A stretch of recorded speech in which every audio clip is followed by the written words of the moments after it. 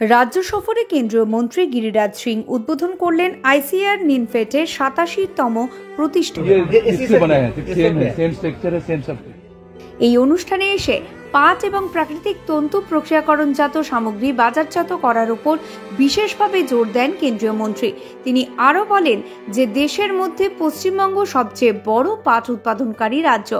প্রায় 4 লক্ষ চাষি এই পাট চাষের সাথে করছে। তিনি জানান যে ইতিমধ্যেই পাট থেকে প্রস্তুত ব্যাগ এবং অন্য সামগ্রী বিদেশে রপ্তানি করা হয়েছে, যার আনুমানিক মূল্য প্রায় 2000 কোটি টাকা। अब मैं इंडस्ट्री के साथ बैठ करके ये बात कर रहा हूँ, कह रहा हूँ कि आप डाइवर्सिफिकेशन करें, वैल्यू एडिशन करें। কৃষি ক্রাফটের সিইও সুদেষ্ণা দাস জানান যে ই-কমার্স মার্কেটিং প্ল্যাটফর্মে তাদের সংস্থা কিভাবে কাজ করছে।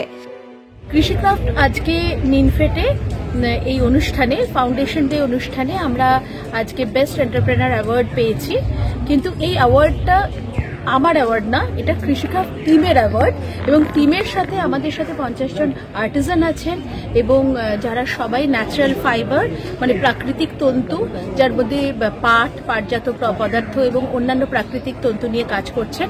তারা খুব সুন্দর হাতের কাজ করেন। আমরা তাদের জন্য একটা মার্কেটিং প্ল্যাটফর্ম তৈরি করি। আমরা কৃষিক্রাফট এবং মানে আমাদের আইসিআর নিনফেট একত্রিতভাবে একটি প্ল্যাটফর্ম, ই-কমার্স প্ল্যাটফর্ম এবং মার্কেটিং প্ল্যাটফর্ম, যেটা ভবিষ্যতে বিভিন্ন স্টোর এবং এক্সপেরিয়েন্সিয়াল মার্কেটিং এর মাধ্যমে দেশ বিদেশের মানে ক্রেতার কাছে এনাদের প্রোডাক্ট পৌঁছে দেবে।